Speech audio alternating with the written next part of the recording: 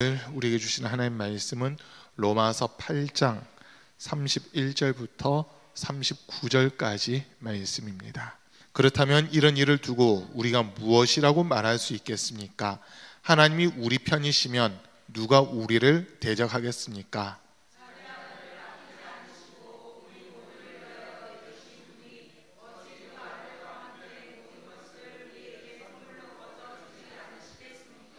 하나님께서 택하신 사람들을 누가 감히 고발하겠습니까? 의롭다 하시는 분이 하나님이신데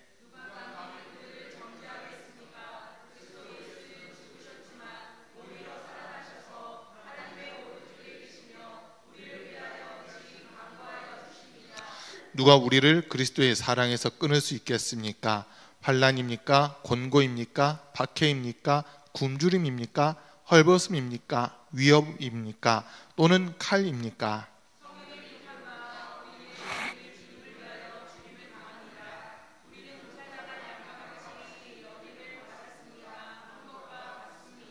그러나 우리는 이 모든 일에서 우리를 사랑하여 주신 그분을 힘입어서 이기고도 남습니다.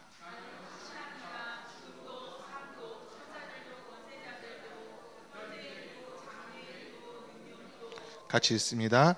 높음도 깊음도 그 밖에 어떤 피조물도 우리를 우리 주 예수 그리스도 안에 있는 하나님의 사랑에서 끊을 수 없습니다. 아멘. 오늘도 금요일에 함께 하신 우리 모든 성도님들 삶 속에 주님 주시는 신령한 은혜와 은사와 복이 늘 충만할 수 있기를 간절히 축복합니다. 우리 주변에 계신 분들에게 주님의 사랑을 사랑합니다, 축복합니다 인사하겠습니다. 주님의 사랑을 사랑합니다, 축복합니다. 주님의 사랑을 사랑합니다, 축복합니다. 예, 오늘 동규도 이렇게 함께 금요일에 참석했습니다. 너무 반갑고 또 감사합니다. 동규 앞으로도 계속 나와. 이번 주에 우리가 예수님은 참 포도나무시고 우리는 가지다라고 하는 그 말씀을 중심으로 해서 말씀을 듣고 있습니다. 주일날 이제 예수님은 포도나무 그리고 우리는 가지라서 이 가지는 원줄기에서부터 공급되는 그 영양분을 받아야지만 열매를 맺을 수 있다라고 하는 그런 말씀이었고, 우리가 그 주님 안에 거하기 위해서 어떻게 해야 되느냐 했을 때 주일날 들은 말씀으로는 하나님의 말씀을 늘 가까이 해야 되고 또 기도해야 되고 서로 사랑해야 된다라고 하는 이런 말씀을 우리가 좀 들었습니다.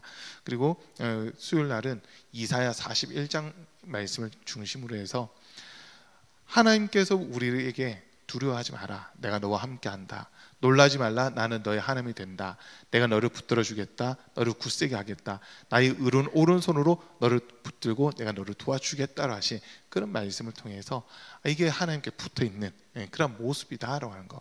우리는 어떻게 보면 지렁이 같고 벌레 같은 그런 연약한 존재이지만 하나님이 우리를 자녀 삼으시고 우리와 함께 하신다고 하는 이런 말씀을 좀 들었습니다. 그리고 이제 오늘 말씀인데, 오늘 말씀에서 중요한 말씀들이 사실 좀 많이 이렇게 들어와 있는데, 앞에서 잠깐 보면은 32절과 33절 말씀 보면요, 자기 아들을 아끼지 않으시고 우리 모두를 위하여 내주신 분이 어찌 그 아들과 함께 모든 것을 우리에게 선물로 거저주지 않으시겠습니까? 하나님께서 택하신 사람들을 누가 감히 고발하겠습니까? 의롭다 하시는 분이 하나님이신데 누가 감히 그들을 정죄하겠습니까? 라고 하는 이런 말씀이 나와 있습니다. 이거는 지금 하나님께서 보호자가 되실 수밖에 없는 그런 모습들인데, 하나님이 우리의 보호자가 될 수 있는 유일한 방법은 우리가 예수님을 구주로 영접하는 것, 그거밖에 없다는 거거든요. 이 땅에서 뭐 착하게 살면, 선하게 살면, 뭐 좋은 일들을 많이 하면이 아니라 예수님이 나 대신 십자가에서 죽으신 것을 인정하는 믿음만 있으면 우리는 하나님의 자녀가 되는 권세를 얻게 되고, 또 하나님이 우리의 보호자가 되시고 인도자가 되시고 삶의 주관자가 되신다라고 하는 겁니다. 그래서 우리는 우리가 뭘 해서가 아니라 하나님이 우리를 사랑하셨기 때문에 그 사랑을 우리가 인정만 하면 된다는 거거든요. 우리가 이 땅에서 살아가다 보면 참 기독교인이라는 이유 때문에, 다른 이유는 없어요. 그냥 기독교인이라고 하는 이유 때문에 사람들로부터 욕먹을 때가 참 많이 있잖아요. 죄송해요. 군대 얘기 조금만 할게요. 군대 갔더니 특별히 해병대라는 데 갔더니 있잖아요. 고참들이 참 나빠요. 뭐라고 얘기하냐면 한기수 고참은 한기수만 차이 나도 그 고참이 되면 죄송합니다. 그냥 이해하고 들으세요. 한기수 고참은 하나님과 동기동창이고 뭐 마리아의 기둥 서방이라고 하면서 막 그런 얘기를 해야 돼요. 전 후임들한테 그런 얘기 한 번도 해본 적은 없는데 한기수만 고참이 돼도 이게 뭐 하나님과 동기동창이다, 부처님과 앉아서 바둑 둔다, 막 이런 얘기들을 해야 되거든요. 참 그런 데서 살아남았습니다. 그런 데서 살아남았어요. 고참이 하나님이라고 하는데 저는 하나님 앞에 하나님 다 도와주세요 기도하고 있었으니 얼마나 미움 많이 받았겠어요. 신병 딱 끝나자마자 이제 실무 왔는데 실무 오자마자 밥을 먹는 데 있잖아요. 전 습관 쫓아서 평상시와 똑같이 하나님 감사합니다 하고 기도하고 밥 먹는데 고참이 딱 보더니 이게 미쳤나 하면서 식빵 확 뒤집어 버리더라고요. 제 몸이 그냥 다 쏟아졌어요. 너 여기가 어딘 줄 알아? 하면서 막 뭐라 하더라고요. 이 군대야, 고참들 눈치 안 보냐 하고 막 뭐라 하길래 다음부터 너 기도하면 죽는다 이러더라고요. 알았다 해놓고 그 다음 밥 먹을 때 또 기도했어요. 그랬더니 그냥 막 날라차기로 저를 넘어뜨려 버리더라고요. 진짜 너 죽고 싶어서 이러냐고 막 그러길래 아닙니다 했죠. 그리고 그 다음 밥 먹을 때 또 기도했더니 이 새끼 진짜 미친놈이네 이러더라고요. 미친놈이네 딱 소리 듣고 나서는 그 다음부터는 기도하는 거 가지고 아무도 터치 안 하는 거예요. 그때 깨달았어요. 미친놈 소리만 한번 들으면 되는구나. 근데 이 뭐 해병대 나온 사람들은 자기들 얘기가 지옥 안 간대요. 왜냐하면 지옥에서 이미 지옥 같은 그 해병대 훈련을 마치고 나왔기 때문에 다시는 지옥 안 간다고 막 그런 얘기 하는데 그게 귀신 역사입니다. 그게 귀신 역사예요. 여러분 예수 믿어야 지옥 안 가는 겁니다. 이건 인정되시죠? 이 땅에서 뭐 아무리 착하게 살았다, 험하게 살았다, 그거로 우리가 구원받는 게 아니고요. 하나님이 우리를 사랑하기로 작정하시고 그 사랑을 우리에게 보여주신 증거가 예수 그리스도의 죽음인데 그것을 인정하는 믿음이 있어야지만 천국에 가는 겁니다. 내가 교회에서 어떤 직분 맡았으니까 이게 중요한 게 아니고요.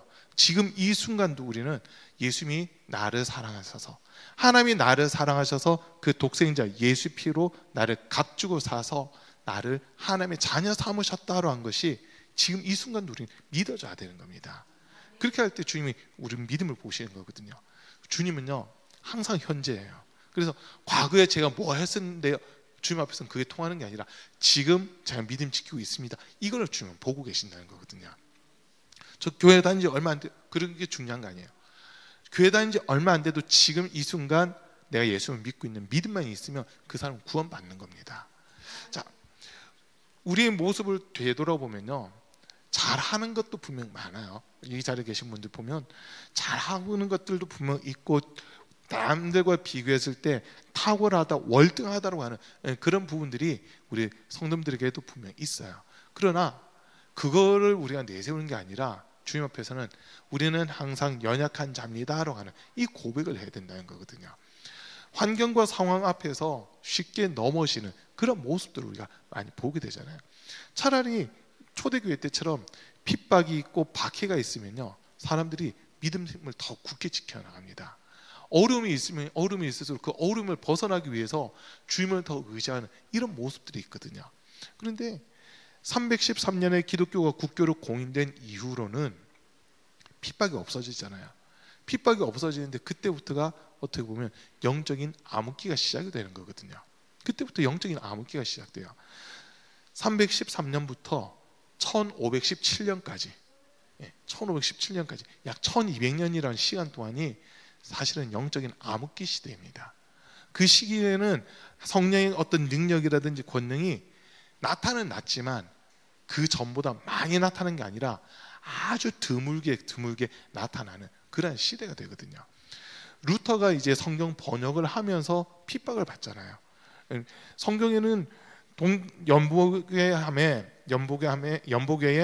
동전이 땡그랑하고 떨어질 때 연옥에 있는 조상들의 영혼이 천국으로 올라간다는 말이 없다라고 하면서 이제 그 비테메르크 성당에다가 95개조 반박문을 써붙이잖아요. 제일 큰 게 동전 몇 푼 들어갔다고 죽은 자들의 영혼이 천국 가는 게 아니다라는 이 한마디였거든요.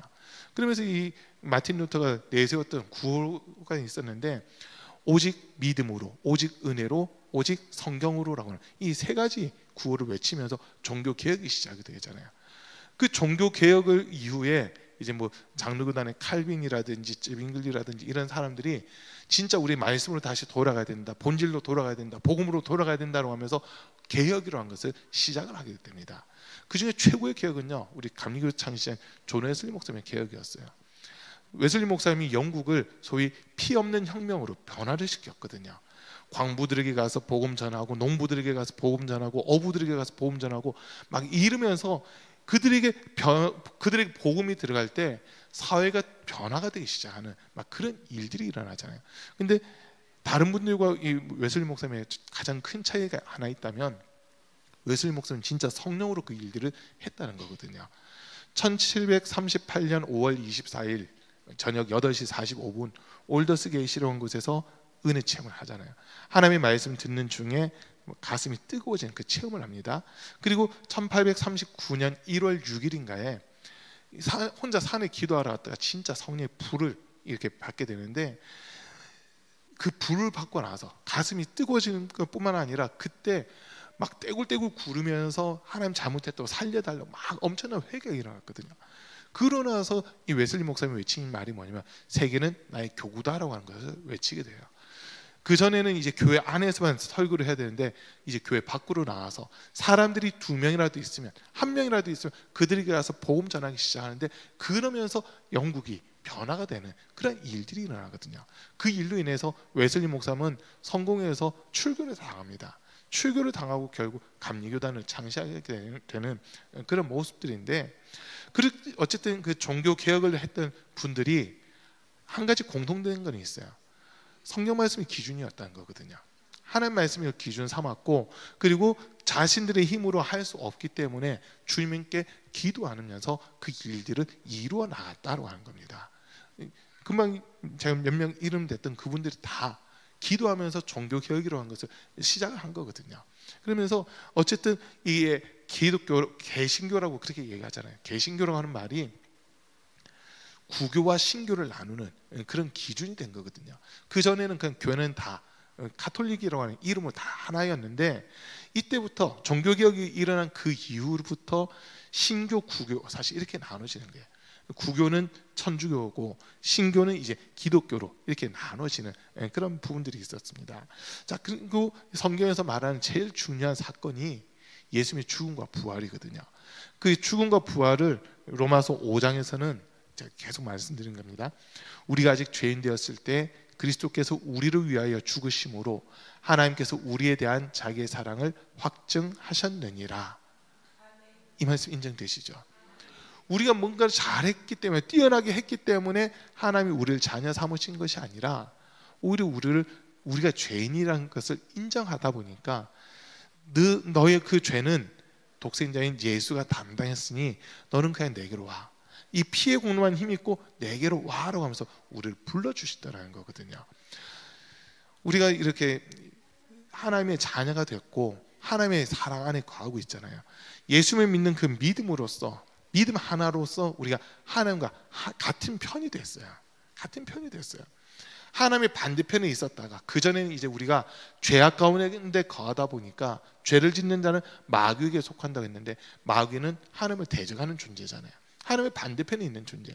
그에게 우리가 속해 있었지만 이제 예수의 피로 우리를 값주고 사서 우리를 하나님의 자녀라고 하는 그 신분으로 우리를 바꿔주신 거거든요.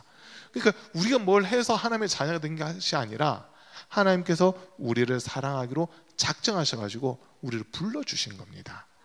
이걸 우리가 분명하게 해야 돼요. 그래서 오늘 말씀에서 하나님의 사랑에서 누가 감히 우리를 끊을 수 있겠느냐라고 하는 이 질문을 지금 하고 있잖아요. 하나님이 우리를 위하시는데, 하나님께서 우리를 의롭다고 하시는데 누가 우리를 정죄할 것이며, 또 누가 우리를 하나님의 사랑에서 끊을 수 있겠느냐라고 하는 이 질문을 지금 하고 있는 겁니다. 여러분, 이 세상에 뭔가가 우리를 위협하는 것들이 있고 우리로 하여금 두렵게 하는 것들이 있다 하더라도요, 우리는 그 환경과 상황을 보는 것이 아니라 살아계신 하나님을 바라볼 수 있는 믿음의 눈, 영적인 눈이 열려야만 되는 겁니다. 그렇게 하면 주님이 우리를 지키고 보호하실 그 은혜를 분명 더해 주시는 거거든요. 엘리사가 도단성에 있을 때 이제 좀 놀라운 일들이 많이 있었잖아요. 아람 왕국과 그 당시 막 전쟁이 많이 있었는데, 밤에 아람 왕국에서 왕이 군사 참모들 불러 모아놓고 내일 북이스라엘 여기 해서 우리가 점령하자 작전 지시를 하는 거예요. 그러니까 이스라엘이 전혀 모르게끔 작전을 짜고 우리가 이런 경로로 이스라엘을 침공하자라고 이야기를 나누는데, 신기하게 그 다음날 가보면 이스라엘 군인들이 거의 진을 치고 있어서 아람 군대가 진격하지 못하는 거예요. 몇 번을 그러고 나니까 이 아람 왕이 암만 생각해도 우리들 가운데 첩자가 있다, 우리들 사이에 누군가 간첩이 있어서 우리가 회의한 거를 바로 알려주는 것 같다, 막 그렇게 얘기를 해요. 그러니까 신하 중 한 사람이 하는 얘기가, 우리 중에 첩자가 있는 게 아니고요, 북이스라엘에는 하나님의 사람이 있습니다. 그 사람이 얼마나 영안이 열려 있는지 왕께서 침상에서 왕비님이 하는 이야기까지도 다 알고 있는 사람이 그 엘리사라고 하는 사람이 있습니다. 그러잖아요. 그러니까 이 왕이 엘리사를 잡아오라는 거예요. 엘리사를 잡아오라고 군인들을 보내는데, 그 도단성에 몇 겹으로 겹겹이로 해가지고 군인들이 진을 치면서 엘리사 한 명 잡겠다고 그 군인들이 몰려온 거예요. 아침에 이 엘리사의 그 시종, 그러니까 하인 같은 사람이 아침에 일어나서 창문을 여는데 군인들의 성을 둘러싸고 있는 그 모습을 보면서 깜짝 놀래가지고, 선생님 큰일 났습니다. 아람 군대가 지금 우리가 있는 이 궁을 완전 포위를 해서 개미 새끼 한 마리 다닐 수 없을 만큼 이렇게 경계를 하고 있습니다. 이거 어떻게 합니까? 하고 막 얘기해요. 근데 엘리사는 웃으면서요, 그게 왜? 막 이러거든요. 그러면서 하는 이야기가, 우리를 감싸고 있는 자들보다, 우리를 포위하고 있는 자들보다 저들을 포위하고 있는 자들이 더 많다라고 하는 그 이야기를 하잖아요. 근데 이 종의 눈에는 보이지 않거든요. 그 기도를 해주는 거예요. 하나님, 이 종의 눈을 열어서 하나님의 사자들 보게 해주십시오라고 했을 때 눈이 딱 열려지는데, 진짜 이 도단성을 둘러싸고 있던 군인들의 수보다 하나님의 천군과 천사들의 수가 훨씬 많은 진치고 있잖아요. 그리고 한 번 더 기도한 거예요. 하나님, 이제 저들의 눈을 어둡게 해 주십시오라고 했을 때 자기들끼리 막 찌르다가 전부 다 포로로 결박당하는 그 일들이 생기잖아요. 이제 엘리사가 나와서 내가 당신들을 좋은 곳으로 안내해 줄게요 하면서 전부 다 포승줄을 묶어가지고 사마리아 성 한가운데로 데리고 가는 거예요. 사마리아 성 한가운데로 데리고 가서 이제 눈 떠서 보세요 했을 때 그들은 눈이 열려지는데, 사마리아, 북이스라엘의 수도인 사마리아 성 사람들이 전부 다 그 군인들을 이렇게 쳐다보고 있거든요. 쳐다보니까 이 사람들이 이제 얼굴 빨개지고, 군인들인데 나온 전쟁 한 번도 해보지 못하고 그냥 되게 부끄러움 당하면서 돌아가는 막 그런 일들이 있잖아요. 눈에 보기에는 도단성을 둘러쌌던 아람 군대가 엄청 많아 보였지만, 눈에 보이지 않는 하나님의 천군과 천사들이 이 엘리사와 북이스라엘을 지키고 계시는 그런 모습들이 있었거든요. 우리에게도 마찬가지라는 거예요. 우리가 하나님의 그 보호를 받을 수 있는 존재는 아니었지만, 하나님의 보호를 받을 수 있는 존재는 아니었지만, 하나님이 우리를 자녀 삼으신 이후에는 저와 여러분 주변에 우리 눈엔 보이지 않지만 하나님이 천군과 천사들을 파송해 주셨습니다. 그래서 구약에서 얘기하는 대로 불 가운데로 지나고 물 가운데로 지날지라도 너가 다치지 않을 것이다, 너가 어떤 해를 입지 않을 것이다, 그 말씀들을 우리에게 이루어 주시는 거예요. 심지어는 머리카락 하나 상하지 않게끔 지켜주겠다라고 하는 그 말씀까지 주시잖아요. 다니엘서를 보면 다니엘의 그 세 친구들, 하나냐, 미사엘, 아사랴, 이스라엘 이름이고 바벨론식으로 바뀐 이름이 사드락, 메삭, 아벳느고잖아요.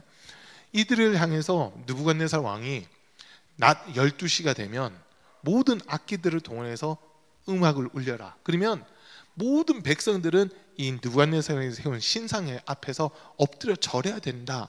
그렇지 않으면 풀무불 속에 집어넣겠다라고 하면서 법률을 만들게 돼요. 이 다니엘의 세 친구들, 사드락, 메삭, 아벳느고, 이들은 이 왕 앞에 가서 하는 이야기가 아까 우리 찬양했던 고백 있잖아요. 그리 아니하실지라도라고 하는 그 그 이야기를 하는 거예요. 우리는 하나님이 살아계신다는 것을 믿기 때문에 이 신상 앞에 절할 수 없습니다. 하나님께서 왕께서 우리를 풀무불 속에 던지신다 하더라도 하나님이 능히 우리를 살려주실 것입니다. 그렇지 않다 하더라도, 그리 아니하실지라도 우리는 왕이 만든 신상 앞에 절할 수 없습니다라고 하는 이 고백을 하거든요. 그러니까 이 느부갓네살 왕이 그 말에 화가 나가지고 평상시보다 7배 더 뜨겁게 불을 지펴버리잖아요. 이 불이 얼마나 뜨거웠던지 사드락 메삭 아벳느고를 불에 집어넣기 위해서 붙잡고 있던 군인들이 다 죽어요. 왜 군인들이 다 죽었을까 했을 때 군인들이 입고 있었던 갑옷이 쇠가 있잖아요. 갑옷에 그 쇠가 열에 의해서 달궈지니까 그것 때문에 그 열에 의해서 죽게 된 거거든요. 막 그런 일들이 일어나는데 그때 어떤 일이 일어나요? 사드락 메삭 아벳느고 세 사람을 집어넣었는데 네 사람이 불 속에서 왔다 갔다 하는 이런 모습들이 나타나잖아요. 그 모습을 보고 제일 놀란 거는 느부갓네살 왕이거든요. 느부갓네살 왕이 제일 깜짝 놀라는 거예요. 아니 우리는 세 사람 집어넣었는데 어떻게 네 사람이 저 속에서 저렇게 왔다 갔다 하면서 돌아다니고 있냐? 너네 다시 나와봐라 하면서 세 사람만 불러내요. 네 사람 다 불러내야 되는데 세 사람만 불러내요. 그러면서 어떻게 된 거냐 물어보니까 하나님의 사자가 우리와 함께 있었기 때문에 불이 우리를 엄습하지 못했습니다라고 하는 그런 이야기를 하잖아요. 그 모습을 보면서 이게 하나님이 지켜주신 모습이구나. 끝까지 우리가 믿음을 지키고 주님을 인정했을 때 주님은 불 가운데서도 지켜주시고 물 가운데서도 지켜주시고 심지어는 머리털 하나 상하지 않도록 지키고 보호하시는 그 은혜를 허락해 주신다는 거거든요. 자, 먼저는 하나님이 우리를 사랑해 주셨어요. 그리고 우리는 그 사랑에 반응을 하면서 나도 주님을 사랑합니다라고 이 고백을 하는 거거든요. 그러면 주님이 우리를 끝까지 지키고 보호하시는 은혜를 허락해 주신다고 하는 겁니다. 주일날 말씀드린 대로 원줄기에 가지가 붙어 있어야 되는데 그 원줄기에 붙어 있는 가지, 로마서 11장에 보면 젖붙이에 대한 이야기가 나옵니다. 젖붙이에 대한 이야기가 나와요. 참 감람나무가 있고 돌 감람나무가 있는데 돌 감람나무의 가지를 꺾어다가 참 감람나무에 젖붙이를 한다는 거예요. 원래 농사법에서는 젖붙이가 반대래요. 안 좋은 나무에다가 좋은 가지를 젖붙이려 해서 나중에 이걸 좋은 나무로 바꾼다는 게 그런 농사법인데, 근데 성경은 그 반대로 얘기를 하는 것 같거든요. 그러나 반대로 얘기한 게 아니라 좀 시간이 지나서 보면 그 원줄기에서 나오는 진액들을 이 가지가 공급받기 때문에 시간이 지나면 이 좋은 나무에 붙어 있는 이 안 좋은 가지라 하더라도 좋은 나무로부터 좋은 진액을 공급받기 때문에 이 가지가 나중에는 좋은 나무 가지로 바뀐다는 거예요. 이 모습, 이걸 바울이 이 로마서 11장에서 이야기하면서 우리가 어떻게 보면 돌 감람나무라는 거죠. 감람나무는 올리브 나무입니다. 올리브 나무예요. 전 처음에 감람나무 해가지고 감나무인 줄 알았어요. 진짜 감나무인 줄 알았어요. 그래서 떨감인가, 돌감람나무는 떨감인가, 그리고 참감람나무는 뭐 단감인가 이래 생각했는데 성지순례 가서 알았어요. 감람나무가 올리브 나무라고 한 거를. 그 안지 이제 몇 년 안 돼요. 2015년에 성지순례 가가지고 올리브 마운틴 돼 있길래 여기 감남산인가요? 했더니 감남산이라고 그러더라고요. 감남이 올리브구나. 그때 알았어요. 감남산 입구에 올리브 마운틴이라고 돼 있어요. 그래서 그때 알았어요.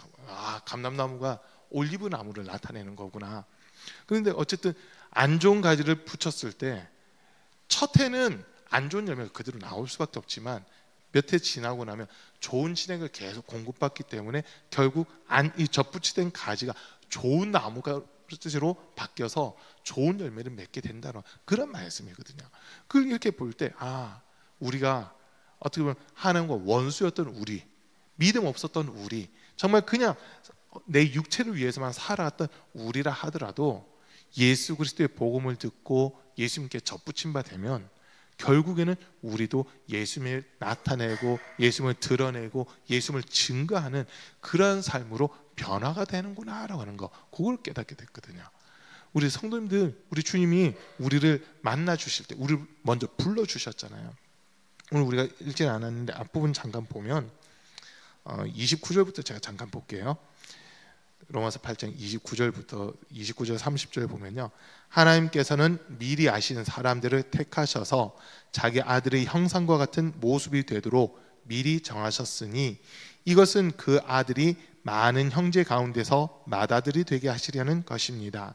그리하여 하나님께서는 이미 정하신 사람들을 부르시고 또한 부르신 사람들을 의롭게 하시고 의롭게 하신 사람들을 또한 영화롭게 하셨습니다. 사람들 구원하기로 하나님의 마음을 정하셨어요. 그리고 그 마음에 맞는 사람들을 부르시는 거예요. 부름에 아멘하고 나온 사람들을 택하시고 그 택하신 자들을 의롭다 하시고 그들을 영화롭다라고 해주신다고 지금 이렇게 이해하는데, 이거 어떻게 보면 구원의 단계라고도 부를 수 있거든요. 주님을 전혀 알지 못했던 곳에서 하나님 우리를 불러주셨고 믿음을 가지면서 우리를 의롭다 해주시고 그 믿음으로 의로워질 우리를 영광스럽게 영화롭게 해주시겠다라고 하는 이 약속의 말씀이거든요. 나중에 저와 여러분들이 들림마다 천국에 올라가면 우리 모습은 아주 영광스러운 모습, 영화로운 모습으로 다 변화가 될 거예요. 그때는요, 천사들 우리 앞에 와서 무릎 꿇고 엎드려 절해야 돼요. 지금은 우리가 천사를 높게 봐야 돼요.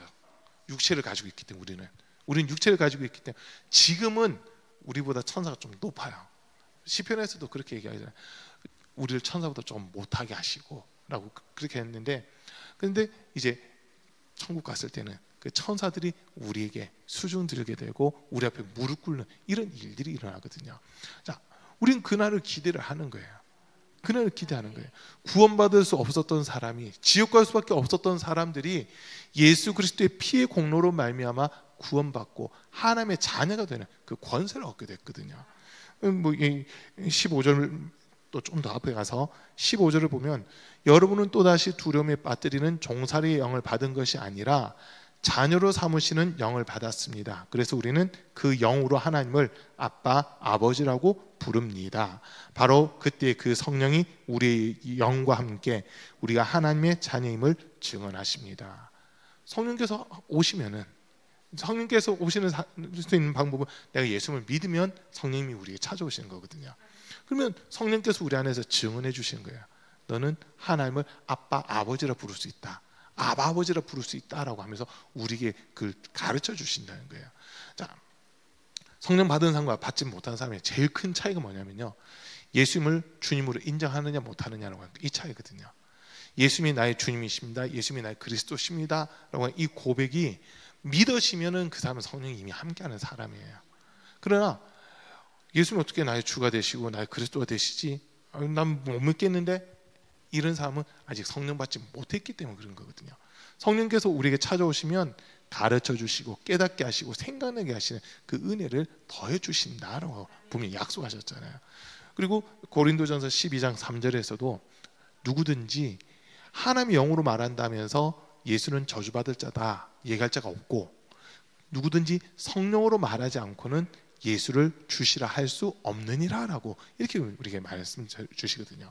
그러니까 성령으로만 예수님이 주님이시다 고백할 수 있는 거고, 성령으로만 하나님이 우리 아버지시다라고 고백할 수 있는 이런 부분들이 있다는 거예요. 이게 구원받은 자들의 특권이거든요. 제가 이시잖아요. 이시 집안에서 태어났잖아요. 족보로 이렇게 얘기하면 전주이시 효령대군파 19대 손이거든요. 근데 그 효령대군이 나중에 승려가 되잖아요. 승려가 됐는데 그 밑에서 이렇게 자녀가 태어날 수 있나, 그게 좀 저도 궁금은 한데, 승려 밑에서 어쨌든 태어난 사람이 목사가 돼 있어요. 혈통을 가지고 따지면 그렇게 혈통을 족보를 얘기를 하는데, 근데 이씨 집안에 제가 19대 손이라 했잖아요. 근데 이씨 집안에 박 씨가 이렇게 시집을 왔어요. 시집 오기 전까지는 우리 박은혜 사모가 저희 아버지한테 아버지라고 얘기를 못해요. 자녀가 아니기 때문에, 자녀 권세가 없기 때문에 아버지를 할 수가 없어요. 그런데 결혼을 하고 났더니 제가 저희 아버지 보고 아버지 하니까 우리 박은혜 사모도 저희 아버지한테 똑같이 아버지 이렇게 얘기하더라고요. 또 제가 어머니한테 어머니 하니까 똑같이 어머니라고 얘기해요. 그 모습을 보면서 아, 이게 혼인관계를 통해서 자녀가 되는 그 은혜가 있구나라고 하는 거, 이걸 보게 되거든요. 그리고 가족 관계 측면에서 옛날에는 그 호적 등본이라는 거, 그 딱 떼보세요. 제 아버지 어머니 이름 밑에 제 이름하고 우리 이성훈 권사님 이름하고 그다음에 박은혜 사모 김혜인 집사님 이름이 같이 다 들어가 있어요. 자녀로서 이름이 딱 들어가 있거든요. 그분을 이렇게 보는 거예요. 그러면서 제가 깨달은 게 그거예요. 어떻게 보면 우리가 하나님을 아버지라 부를 때 친자식은 아니지만 어떻게 보면 혼인관계에 의해서 자녀가 된 것과 똑같은 이런 모습이구나라는 거거든요. 예수님을 구주로 영접했을 뿐인데 하나님은 우리를 자녀로 삼아 주셨고, 그리고 우리는 하나님을 아버지라 부를 수 있는 그 권세를 갖게 됐다고 한 거예요. 이거 인정되시죠? 이제 교회 차량이 12월 14일 날이 보험 만기일이래요, 권사님. 12월 14일이 보험 만기래요. 예, 교회 차량. 예, 그래서 근데 지금 그 차 이름이 명의가 우리 김영주 권사님 그 며느리 이름으로 돼 있잖아요. 그래서 만약에 보험을 가입하면서 가족 한정으로 운전할 수 있는 권한을 가족 한정으로 만약에 해놓으면 우리 교회분들은 운전을 못해요. 가족이 아니기 때문에. 예. 그런데 아마 지금 누구나로 돼 있을 거예요. 예. 누구나 해야 이게 되거든요. 근데 그 가족 한정이라고 했을 때 어떤 일들이 있냐면요, 누구까지가 가족으로 인정되냐면, 만약 제가 기준이에요. 제가 기준하면 죄송해요, 우리 이성권 사람하고 김인주 사람 가족이 아니래요. 형제 관계는 이게 안 된대요. 보험이 적용이 안 돼요. 위로는 되고 밑으로 되거든요. 그러니까 저희 친아버지 어머니 다 되시고, 그리고 또 장인어른 장모님이 돼요. 그 다음에 제가 기준했을 때 아이들이 좀 더 성장해서 결혼을 하잖아요. 그럼 아들들도 되고 딸들도 되고 며느리도 되고 사유도 되고, 여기까지는 가족으로 다 인정이 됐는데 진짜 가족이라고 하는 형제들은 이 보험에서는 가족으로 인정이 안 되더라고요. 그런 모습들이 있거든요. 그걸 보면서 가족이라고 하는 이름에 결혼 혼인관계만 돼 있어도, 그리고 위로 전속 아래로 비전속 이렇게 얘기하는데 그 관계들만 정확하면은 가족 한정 보험 딱 했을 때는 이 가족 안에 있는 사람들은 누구든지 운전을 할 수 있게 된다고, 그걸 이제 보는 거예요. 그걸 보면서 이거다. 우리가 하나님의 자녀가 됐을 때는 하나님이 가지고 있는 모든 권한들을 우리도 동일하게 누릴 수 있다라고 하는, 그걸 보게 되는 거거든요. 하나님의 권한을 우리가 동일하게 누리는 거예요. 그리고 이제 만약 형제까지 범위를 넓힐 때는 가족 한정이 아니라 이제 좀 더 보험 적용을 다르게 이렇게 해야 되겠죠. 그런데 어쨌든 가족이라 했을 때는 하나님 아래에 있으면 누구나 다 할 수 있는 그 권한을 다 누릴 수 있는 이런 모습이 된다는 거거든요. 그게 함께 한다는 거더라고요. 비록 몸은 떨어져 있다 하더라도 그 가족 관계로 한 것만 명확하면 다른 지역에서도 운전을 계속해도 아무 상관이 없다는 거예요. 그 모습을 이렇게 보면서 이게 주님에게 붙어 있다는 거구나. 이 혈연 관계로 한 것이 끊어지지 않고 붙어 있을 때는 모든 권한을 다 누릴 수 있다고 하는 거거든요. 모든 권한을 누릴 수 있어요. 제가 대학교 1학년 때 이제 저희 동기들 가운데 연세가 많으셔가지고 동기로 하기도 참 애매한 분들이 많아요. 입학할 때 63세 된 장로님도 계셨고요, 여자 장로님. 그리고 입학할 때 45세였던 그 당시 권사님도 계셨고 38세 된 집사님들도 세 분인가 계셨거든요. 그분들한테는 형님이라 하기도 애매하고, 동기인데 학번은 동기인데 형님이라 하기도 애매하고, 그래서 그냥 직분을 그냥 저희 불렀다고요. 한 10살 정도까지 차이 나는 분들은 형 이게 되는데 더 많이 차이 나니까 어떻게 형님이라 못 하겠더라고요, 그분들은. 근데 그분들 가운데 한 분이 그 집차를 끌고 다니셨는데 그 집차의 명의가 그분의 어머니로 돼 있었대요. 그 어머님이 뭐 장인 그거를 해서 보험이라든지 세금 이런 거 혜택을 좀 받고 하셨는데, 어머님은 제주도에 사시는데 그 분은 서울에 사셨거든요. 그 차량 등록은 제주도에다 해놓고 아들이니까 보험을 가족 한정으로 이렇게 해놓으니까 아들인데 서울에 사는 아들이 제주도에 등록돼 있는 차를 그냥 막 타고 다니시는 거예요. 근데 아무 지장이 없대요. 그거는 아무 이상이 없는 거래요. 왜냐하면 가족이기 때문에. 가족이기 때문에 어떤 지역에서 타더라도 그건 아무 상관이 없다고 하는 그 얘기를 그때 하더라고요. 그때 제가 알았어요. 지역 벗어나도 상관없구나. 왜? 가족이라고 하는 혈연 관계만 명확하면 그 어머니 명의로 되어 있다 하더라도 자녀가 마음대로 그걸 이용할 수 있다고 하는 그 부분이 있었거든요. 하나님 안에 있는 영생도 그렇고 주님이 진짜 우리에게 주고자 하신 복도 우리가 자녀면은 누릴 수 있어요. 그러나 자녀가 아니라면 그건 누릴 수 없는 거거든요. 누릴 수 없거든요. 저희 식구들 얘기 자주 하잖아요. 아이들 잘 먹어요. 진짜 잘 먹어요. 우리 김영모 선 보셨죠? 학준이 잘 먹는 거. 학준이 잘 못 먹어요? 학준아 많이 안 주시면 얘기해라. 학준이 잘 먹어요. 동준이 더 잘 먹어요. 창준이도 잘 먹는데 잘 먹어요. 아무튼 애들이 이제 이렇게 중학교 올라가고 고등학교 올라가니까 제일 많이 하는 소리가요. 엄마 배고파요 이 소리거든요. 우리 집에서 배고파요 소리는 아마 용준이가 제일 많이 하는 것 같긴 해요. 용준이가 제일 많이 하는데 그러다 보니까 애들한테 무슨 얘기를 제일 많이 하냐면 냉장고 열어봐 이 소리를 제일 많이 하게 돼요. 제일 많이 하거든요. 근데 자기들 좀 알아서 막 열어요. 열어보고는 계란이 있나 없나 찾아보고 계란이 있으면 자기들끼리 계란 후라이도 해먹고 막 하거든요. 근데 만약에 저희 아이들이 아닌데 아이들의 친구인데 우리 집 와서 냉장고 막 뒤진다 해보세요. 여러분 그럼 기분 어떠실 것 같으세요? 그럼 경찰 신고해야 돼요 진짜. 경찰 신고해야 된다니까요. 우리 김상철 권사님한테 전화해가지고 지금 우리 집에 이사놈 와가지고 냉장고 뒤진다고 막 그렇게 해야 된다니까요. 자녀면 냉장고 열어도 부모들은 크게 터치 안 하는데 자녀가 아닌데 가족이 아닌데 남이 와서 냉장고 막 뒤지고 하는데 보세요. 집에 있는 살림들 막 뒤진다고 보세요. 그럼 그건 도둑으로 오인받을 수밖에 없는 거거든요. 비슷한 거예요. 권한이 있냐 없냐 지금 이거거든요. 붙어 있다고 하는 것은 권한이 있다는 거고 떨어졌다는 것은 권한이 없다고 하는 거예요. 저와 여러분들은 예수 그리스도로 말미암아 하나님의 자녀가 됐기 때문에 하나님이 주시는 신령한 은혜와 복을 누릴 수 있는 그 권한이 있다고 하는 거거든요. 근데 마귀라는 존재는 우리를 그 권한에서 계속 떨어뜨리려고 한다는 거예요. 떨어뜨리려고 한다는 거예요. 한 번은 우리 용준이가 심각하게 막 묻더라고요. 암만 생각해도 자기는 우리 집 식구가 아닌 것 같다고. 엄마 아빠한테서 태어난 아이가 아닌 것 같대요. 그러면서 저한테 물어요. 아빠 저 진짜 어디서 데리고 왔어요? 이러더라고요. 어디서 데리고 왔냐고.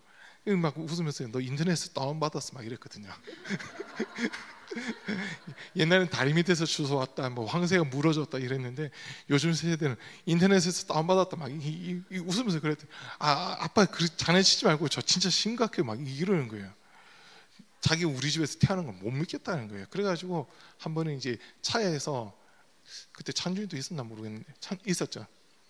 애들하고 같이 차 타고 얘기하는 기회가 있어가지고 어디 갔다 오면서 어디 갔다 오는 거예요? 애들 외갓집 갔다 오면서인가 이렇게 차에서 얘기를 했거든요. 용준이가 자기가 우리 아들인지 아닌지 못 믿겠다고 하니까 형 아들한테 얘들아 용준이 태어났을 때 모습 봤어 못 봤어? 용준이가 엄마가 용준이 이렇게 가졌을 때 엄마 아빠가 너네한테 물었지. 너네 동생 더 있으면 좋겠냐 물었지. 그러니까 너네 뭐라 대답했어? 동생 있으면 좋겠다 했지. 네. 셋 다 동생 있으면 좋겠다고 그러더라고요. 그리고 또 물었어요. 남동생이면 좋겠어요? 여동생이면 좋겠어요? 라고 물으니까 셋이 합창을 하는데 남동생이면 좋겠다는 거예요. 남동생이면 좋겠다는 거예요. 그리고 나중에 성별을 확인해 보니까 남자예요. 야, 니들 동생 남동생이래 했더니 애들 너무 좋아하더라고요. 요즘에 또 여동생 하나 더 낳아달라고 용준이가 막 그러는데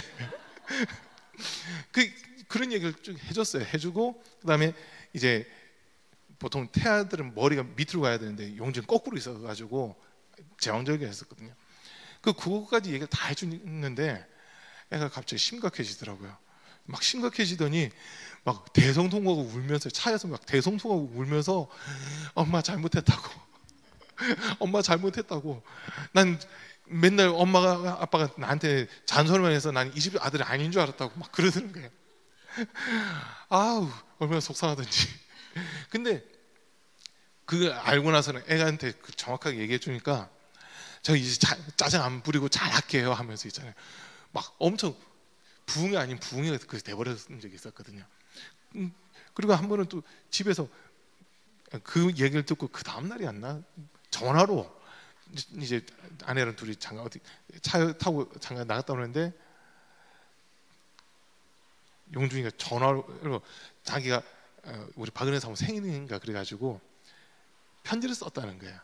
편지를 썼다고 엄마 들어오기 전에 제가 읽어드릴게요 하는데 그 읽다가 이거 울어버리는 거예요. 대성통곡하고 우는 거예요. 이제 짜증 안 내고 잘할게 요 하면서 얼마나 짠하든지 가슴 짠해지더라고요. 자기가 자녀라고 한 것이 명확지 않았을 때는 나 좀 이따 이 집에서 나가야 되나 보다 이런 생각까지 했어요. 근데 자녀라고 한 것이 명확해지고 나니까 애가 이제 안으로 쑥 들어오더라고요. 그 모습 본 거예요. 이거다. 우리가 스스로가 내가 이러고도 하나님 자녀라고 할 수 있을까 이런 생각 들 때가 많이 있지만 우리는요 어떤 조건 그런 게 없어요. 예수님의 피로서 우리는 하나님의 자녀가 됐잖아요. 예수님의 피로 우리를 값주고 사셨고 하나님은 우리를 자녀라고 하는 그 칭함을 주셨거든요. 그러면 우리는 하나님 안에 있는 거 이미. 하나님께서 부모된 입장에서 보면 자녀들에게 관심을 가질 수밖에 없잖아요. 누가 내 자녀 건드렸다 해보세요. 여기 가만히 계실 부모님 계세요? 안 계실걸요? 내 자녀를 누가 건드려 하면서 더 막 하죠. 그런데 똑같아요. 하나님도 우리를 자녀 삼으시고 나서는 우리에게 관심을 가지고 계시거든요. 하나님께서 우리를 의롭다 해주셨고 우리를 자녀라고 해주셨고 내가 너와 함께 한다고 분명 말씀해 주셨는데 마귀라고 하는 존재는 이제 우리를 하나님의 사랑에서 끊으려고 하나님의 사랑에서 우리를 떨어뜨려 보려고 온갖 수작을 부리고 수단을 동원해서 우리를 속이는 그 일들을 하거든요. 오늘 말씀에서 보세요. 36절 볼게요. 누가 우리를 그리스도의 사랑에서 끊을 수 있겠습니까? 환난입니까? 곤고입니까? 박해입니까? 굶주림입니까? 헐벗음입니까? 위협입니까? 또는 칼입니까? 그 어떤 것도 우리를 하나님 사랑에서 끊을 수 없다라고 하는 그 이야기를 합니다. 그리고 또 37절 이후에도 보면요. 그러나 우리는 이 모든 일에서 우리를 사랑하여 주신 그분을 힘입어서 이기고도 남습니다. 나는 확신합니다.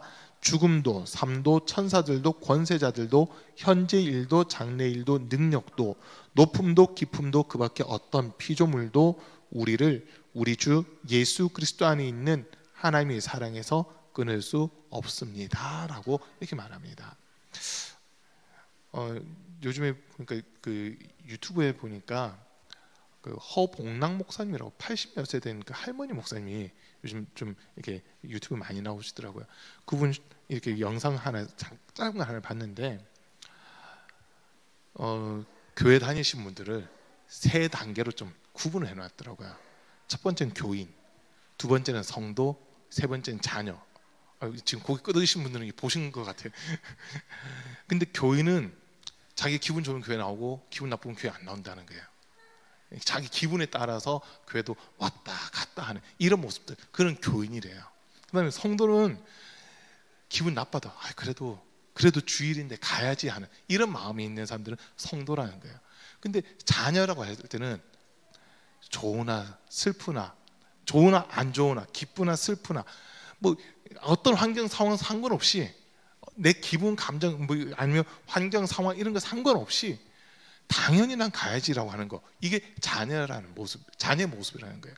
그 말을 듣는데, 그 짧은 영상이었지만 그 말을 듣는데 맞다.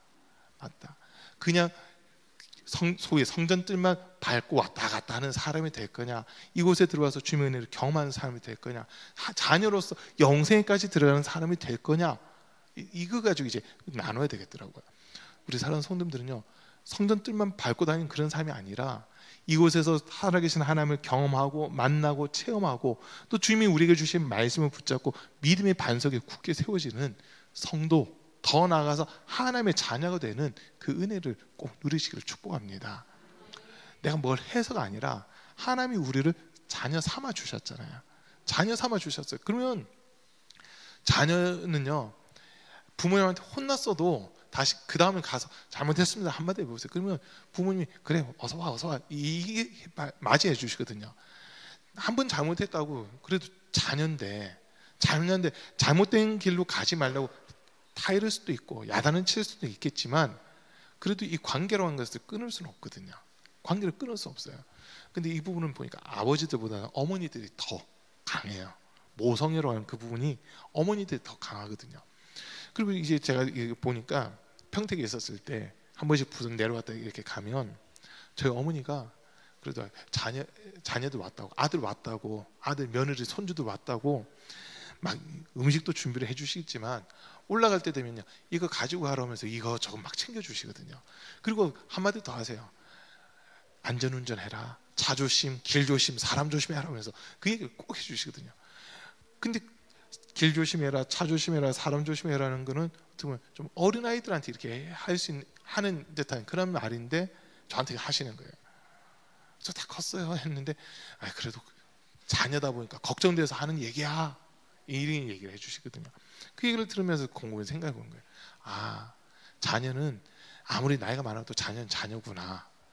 부모님한테 내가 이만큼 알고 있어요, 이만큼 경험했어요, 아무리 내세워도 부모님이 보실 때 그냥 어린 자녀구나, 이렇게만 딱 보인다는 거죠. 그 모습을 보는 거예요. 하나님이 우리를 보실 때도 비슷한 거죠. 우리 스스로는 믿음이 어느 정도 성장했다 생각하고 어느 정도 반석에 섰다 생각하지만 우리 하나님이 보실 때는 어린아이가 언제 넘어질 수도 있으니까 조바심 가지고 조심조심 보는 그런 모습이라는 거거든요. 다치지 않도록, 넘어지지 않도록 우리를 이렇게 보호하고 지키고 있는 그런 모습, 그게 하나님이 우리를 향한 모습이다라는 거예요. 그러면서 깨닫는 거죠. 하나님께서 이렇게 우리를 주목하고 계시고 눈여겨보고 계시는데 누가 감히 우리에게 덤벼, 막 이런 게 있잖아요. 누가 감히 우리에게 덤벼. 초등학교 1학년 7살, 초등학교 1학년 요쯤 되는 아이들 싸우는 거 보면 진짜 재밌어요. 죄송합니다. 싸우는 게 재밌대가지고. 근데 이 아이들 보면 7살쯤 되잖아요. 뭐 마트라든지 어디 놀이동산 이런 데 가면 애들이 처음 보는 애인데도 나 7살이야, 너 몇 살이야, 이렇게 얘기하거든요. 나 7살이야, 너 몇 살이야, 이렇게 얘기하는데, 근데 참 재밌더라고요.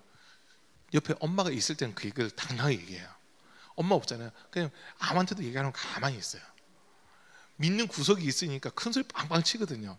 나 7살이다, 너 몇 살인데, 그러면서 이제 얘기를 하다가 여기 우리 엄마 있다 막 이러거든요.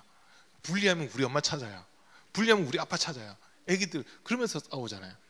그 모습을 보는 거예요. 와, 애기들은 엄마가 옆에만 있어도 형이 아니라 모르겠어요. 우리 애들처럼 용준이랑 창준이 이렇게 10살 차이 나는 형이 있으면은 주변에서 꼼짝 못하는 그런 건 있겠죠. 그런데 뒤에 엄마나 아빠가 있다 하면 애들은 나를 확실히 지지해주는 배경이 있으니까 아무한테나 막 덤비는 것 같아요. 아무한테나 막 덤벼요. 왜냐면 내가 덤벼도 혹시 싸우면서 내가 지더라도 우리 엄마, 우리 아빠가 나 지켜줄 거야. 우리 아빠 힘세, 우리 아빠 태빙대 나와서 막 이러면서 애들이 막 그러잖아요. 그런 모습을 이렇게 보는 거예요. 어떻게 보면 안 싸웠으면 좋겠는데, 부모 입장에서는 자녀들이 안 싸웠으면 좋겠는데, 그래도 여차하면 자녀들을 위해서 나설 때는 또 나서게 되는 그 모습이 있잖아요. 우리 하나님이 우리한테 그러시는 것 같은 거예요. 우리는 하나님의 자녀다는 거, 그것 때문에 내 뒤에 하나님 계셔, 내 배경에는 하나님이 계셔. 그러니까 이 더러운 마귀야, 덤빌 테면 덤벼봐 하면서 담대하게 나가는 그 모습이 있어야 된다는 거거든요. 우리 주님은 지금 그 믿음을 보려고 하시는 거예요. 딴 게 아니라 진짜 하나님이 내 아버지시다는 것을 인정, 무모한 걸 하라는 게 아니고 하나님이 내 배경이 되시고 나와 함께 하시기 때문에 우리 믿음으로 담대히 나갈 수 있다고 하는 거거든요. 이게 믿으시면 두려운 게 없어요. 수요일 날도 말씀드렸잖아요.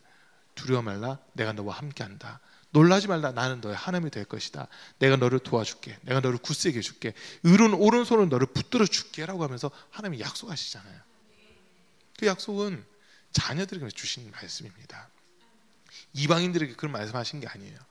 예수님을 믿고 하나님의 자녀가 된 우리에게 우리 하나님, 내가 너의 하나님이잖아. 나는 너를 버리지도 않고 떠나지도 않고 항상 너와 함께 있을 거야. 그러니까 두려워하지 마 하면서 우리를 지지해 주시고 응원해 주시는 그 은혜를 베풀어 주신다는 거거든요. 그렇기 때문에 우리는 지금 이 말씀처럼 그 누구도 우리를 하나님 사랑에서 끊을 수 없다. 그리스도 예수 안에 있는 하나님의 사랑에서 우리를 끊을 자는 아무도 없다라고 한 것만 우리는 인정하면 되는 겁니다. 분명 세상은요 점점 악해지고 있어요. 우리는 믿음의 자리에서 떨어뜨릴 만한 환경과 상황들이 점점 많이 생길 수도 있어요. 그런데도 불구하고 주님은 계속해서 우리에게 마음속에 감아주시고 감동 주셔가지고 생명의 길을 걸어가게 하시고 의의 길을 가게끔 해주신다고 한 거거든요. 우리가 의심만 하지 않으면, 의심해도 성령께서 함께 하시면요, 그 의심이 한순간에 바뀌어서 믿음이 되게끔 하시고 찬양이 되게끔 하시는 그 은혜를 더해 주시는 겁니다. 우리 사랑하는 성도님들, 그래서 우리는요, 주님께 붙어 있다 이 말은 믿음이라고 하는 차원에서 본다면 내가 주님을 온전히 인정하는 믿음이 있다는 거고요, 사랑이라고 하는 차원에서 본다면 주님의 사랑을 내가 받고 있다는 그 말씀이라는 거거든요. 그래서 제가 성경을 보면서 깨닫는 부분 중 하나가 믿음과 사랑은 거의 동격이라고 보시면 돼요. 믿음과 사랑은 거의 동격입니다. 우리 성도님들의 삶이 정말 주님 기뻐하시고 주님 영광 받으시고 천국 가는 그날까지 주님의 보호하심과 인도하심 가운데 가는 그런 삶이 될 수 있기를 간절히 축복합니다. 우리 찬송가 370장 한번 찬양하고 기도하겠습니다. 주 안에 있는 나에게 딴 근심이 있으랴. 찬송가 370장입니다.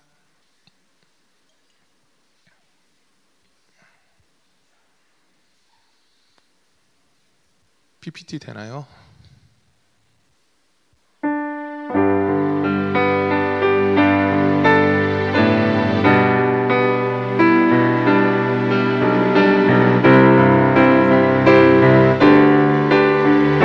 조금만 빠르게 할게요.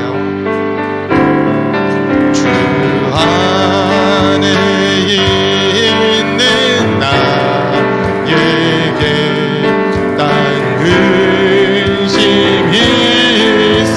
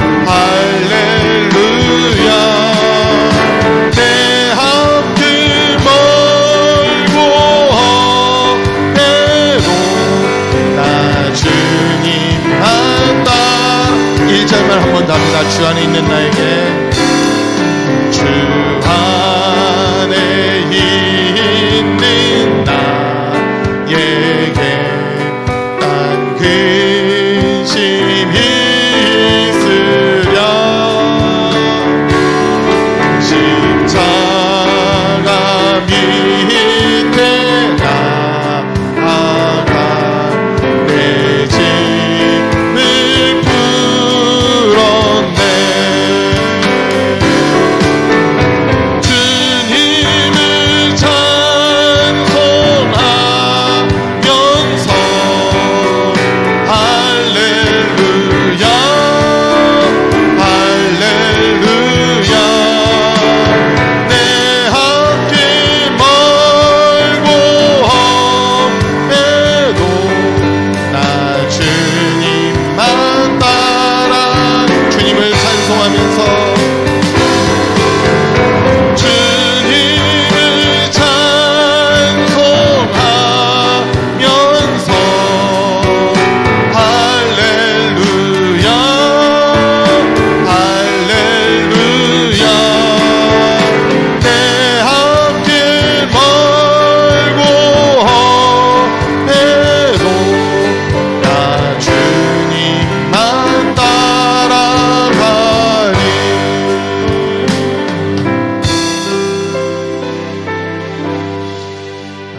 이 시간 우리 같이 기도하실 때 오늘 말씀 들은 거 생각하시면서 주님 정말 우리를 하나님의 자녀 삼아 주셨고 또 우리를 구원해 주셨는데 우리가 그 자녀된 권세 잃어버리지 않도록 지키고 보호해 주십시오.